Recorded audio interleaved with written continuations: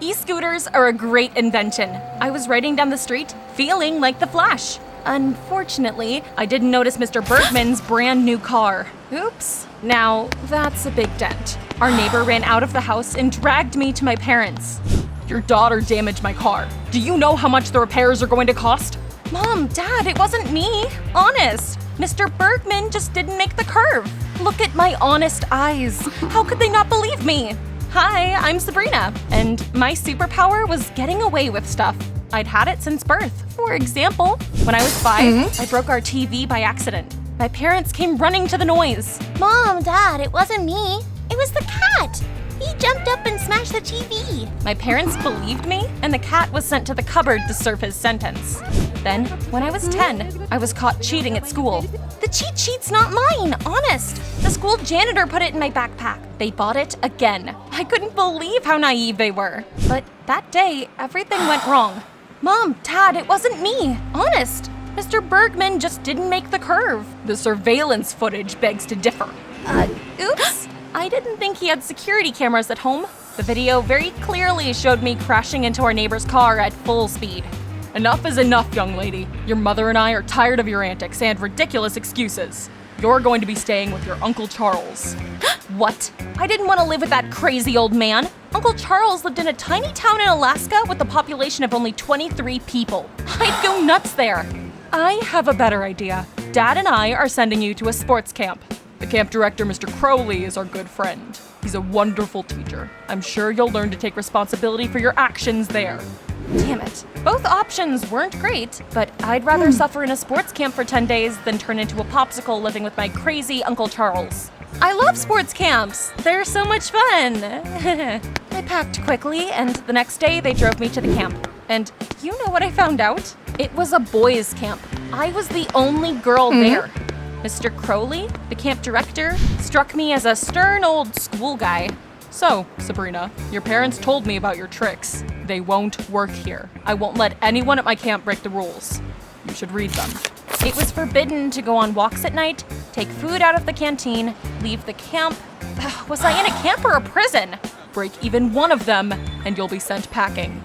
Of course, Mr. Crowley. I'll follow every rule. Honest. At first, I managed to bear it. I moved into a separate room, went around the whole camp, and met the counselors. Hi, I'm William. If you need anything, you can talk to me. Well, it wasn't so bad there. They had a swimming pool, delicious food, and a cool stadium. Wait, what's that noise? I noticed boys arguing about something. Luigi and Stefano, 2 brothers, were shouting the loudest. I should be the team captain. Why? I'm older and my legs are longer. Your tongue is longer for sure. Oh, it seemed like a battle of 2 bulls was about to begin. But as luck would have it, at that moment, the camp director came running to the stadium along with some bootlicker. Here, Mr. Crowley. They won't accept me onto the team and they're fighting all the time. What's the matter, boys? You won't become a team if you don't help and support each other. Go and think about your behavior. Ha, that'll show you. Get lost, Mark. We don't accept snitches onto our team. Oh yeah? My dad'll hear about this. That was funny. I approached the boys and I said that they should let me join the team. A girl? What can you do? You wanna see? We played a couple of games and I scored 3 goals. Wow, she's cool. By the end of the game, we'd already become friends. And I asked them who had ratted them out to the director. Oh, that was just Mark, the son of a local governor. He's a snitch. I want to teach him a lesson, but I can't. His dad is the biggest sponsor of this camp. Why are you here, by the way?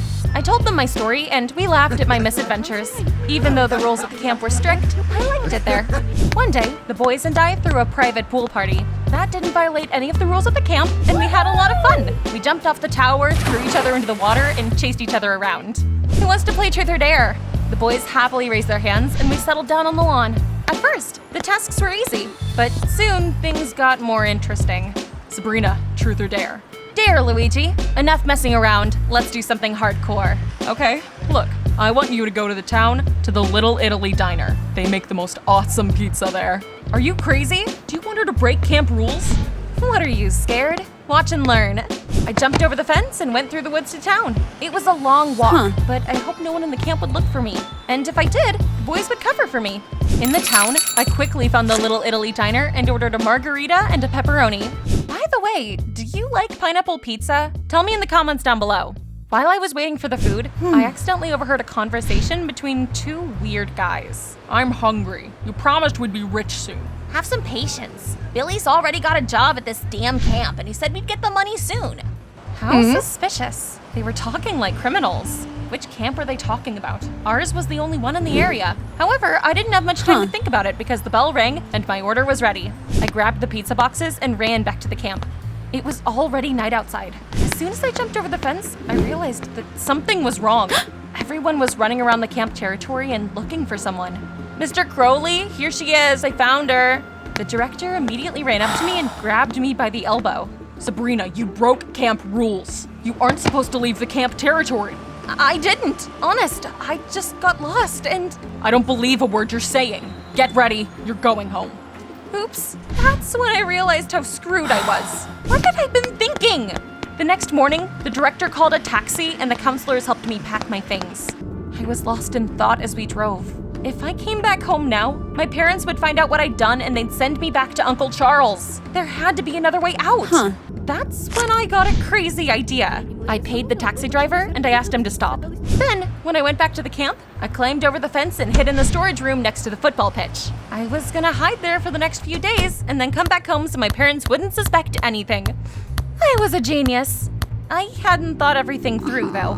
Soon, my stomach started to rumble from hunger. By the evening, I was ready to eat the synthetic grass on the football field. I couldn't bear it any longer, and I got out of my hiding place. I quietly made my way to the dining room to steal something from the kitchen when... Sabrina, what are you doing here? Oh, it's you. Hey, I got kicked out of the camp thanks to you. Mark saw you climb over the fence and snitch to Mr. Crowley. The director was furious. We panicked and told him everything. Sorry. Okay. They were my friends, after all. I told them my brilliant plan, and they promised to help me. Since we're to blame too, we'll get through this together. We'll bring you food and help you hide. Team power! That's how my secret life in the camp began. The most important thing was to hide from Mr. Crowley and that snitch Mark. I was holed up in the storage room when the boys knocked on the door and handed me a couple of donuts. Psst, Sabrina, we brought you some food. How are you doing? The room could be bigger, but the service is at the highest level. Thank you. As soon as I hid again, the director appeared behind the guys. Guys, Mark said you've been coming to the canteen a lot, and I noticed that someone has been stealing food lately. No, Mr. Crowley, that's so weird. I'm watching you. Ugh, we almost got caught because of that bastard Mark. Why couldn't he just mind his own business? Did he enjoy ruining everyone's lives? That evening, it was so hot I felt like a pancake on a hot frying pan. So, I got out of my hiding place to swim with the guys in the pool. We were having fun and splashing around when the director suddenly appeared out of nowhere. Damn, I held my breath and I dived under the water. My friends tried to distract him. It's hot out today, isn't it, boys? Maybe I should take a swim too. No, the water is too hot. Huh, it is? Well, okay. That was close. I decided it would be safer not to leave the storage room at all. But staying there all the time was terribly boring, so I walked around at night. All of a sudden, I saw two suspicious figures. They were whispering to each other something about pulling off some sort of plan. Their voices sounded familiar, but I couldn't see their faces in the dark, so I decided to follow them. Unfortunately, at that moment, Mark appeared out of nowhere again. Ugh, why was he always getting in the way? I quickly ran around the corner. While I had been hiding from Mark, those suspicious people had left. Okay, I would play at being a spy some other time. In the morning, Stefano brought me breakfast and told me that the director was holding a general meeting. Everyone was supposed to attend it. Well. That was curious. I wanted to hear what Mr. Crowley had to say too. So I snuck into the stadium and I hid under the bleachers. Kids, I'm going to arrange an exhibition game this weekend. The governor is going to donate money to our camp for the construction of a new building after it. By the way, I sent a newsletter to all of your parents so they would also come here and watch the match. My heart started pounding. Had my mom and dad gotten that letter too? The director seemed to read my thoughts and repeated, "Did you hear that? All of your parents are going to come." Oh no! If mom and dad showed up at the camp, they would immediately find out I had been kicked out of it. I didn't want to go to Alaska and stay with my crazy Uncle Charles. No puppy dog eyes or excuses were going to save me now. What was I supposed to do? Later, I asked my friends for advice and they came up with a plan. Let's fake an epidemic outbreak at camp. The parents' visit will have to be canceled for sure. That was brilliant. Why hadn't I thought of it myself? After that, my friends drew spots on their faces with my lipstick and went to the infirmary, pretending to be sick. I was waiting for them in their rooms. Soon, they came back and told me that their plan had worked. Hell yeah! High five! You saved me from Alaska! However, we were not happy for long. The director walked into the room with a smirking Mark. I jumped under the bed as fast as a ninja. Guys, you disappointed me. Mark said you drew those spots on your faces to disrupt the match. That's right, Mr. Crowley. I uncovered a conspiracy. Luigi, Stefano, what are you hiding? I'm sorry, it was just a dumb prank. The director reprimanded them and left. That was it. Our plan failed miserably. There was nothing else I could do but accept defeat and wait for my parents to arrive. The day before the match, the governor himself came to the camp. Mr. Crowley immediately started sucking up to him too, and saying what a wonderful and obedient son he had. Yeah, right. I was hiding in the storage room when I suddenly heard a suspicious conversation outside. Billy has thought everything through. We're gonna get rich today. Exactly. We'll grab the money and lay low. Wow, now that was suspicious. I carefully looked outside and saw the two guys from the pizzeria. Damn it, I needed to tell someone about them. I was about to do that after they left, but the counselor William suddenly walked into the storage room. Sabrina, you were kicked out of the camp. What are you doing here? Surprise. I was about to start making excuses as usual, but quickly realized it wouldn't work. The counselor was a good guy, so I told him that I'd been there for a while now. But that's not what's important. Someone's going to rob the camp. They have an inside man called Billy here. I'm glad you confided in me. Stay here and I'll deal with everything. William walked out, and then a light bulb went off in my head. Wait a minute, wasn't Billy short for William? Was our counselor the accomplice of those criminals? I wanted to rush after him, but realized the door was locked. Hey, open the door! I've seen through you! Oh, you're a smart girl, but I'm smarter. Everyone's going to be eating lunch soon. We'll put sleeping pills in their food. After everyone's fallen asleep, we'll steal the money the governor was going to gift the camp and run away. See you never. That's it. I'd had enough. William didn't know who he was messing with yet. I had to find a way to warn everyone of danger. It would have been easier to do if they were allowed to have phones at camp. Think, Sabrina, think. Of course! I grabbed some sort of shovel and I got to digging. I broke all my nails, but I was soon able to get out of there. By the time I got to the canteen, it was almost lunchtime. I yelled for everyone to stop eating, but it was too loud there and no one heard me. So I pulled the fire alarm to get everyone's attention. Water immediately gushed from the ceiling, and a siren went off as well. Everyone panicked and ran out of the dining room without touching their food. Great! The criminals realized that their insidious plan had failed, and they tried to get lost in the crowd. I wanted to chase after them, but the director suddenly appeared in front of me. Gotcha, you little brat. Mr. Crowley, you can lecture me later. We need to catch the criminals. I quickly told him about the plan of William and his accomplices, and I pointed out which way they'd run. Mr. Crowley sent the security guards after them. Soon, the criminals were tied up and handed over to the police. Do you think I was thanked for being so brave? No! Mr. Crowley scolded me for what felt like hours and repeated that he would tell my parents about everything I did. When Mom and Dad arrived, I walked up to them with my head hung low. For the first time in my life, I didn't deny anything, and I even told them the truth about some past events. Remember when our cat broke the TV? It was actually my fault, honest. They shook their heads. Where do you get your naughty streak from? You didn't use the chance to redeem yourself, so you're going to Uncle Charles. Yes, sir. To my surprise, Mr. Crowley came up to us, smiling slyly. I see my teaching methods brought results after all. Huh? Sorry, what?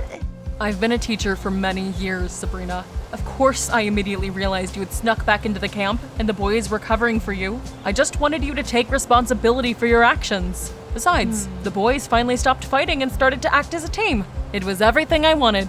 Well, would you look at that? Crowley wasn't so bad after all.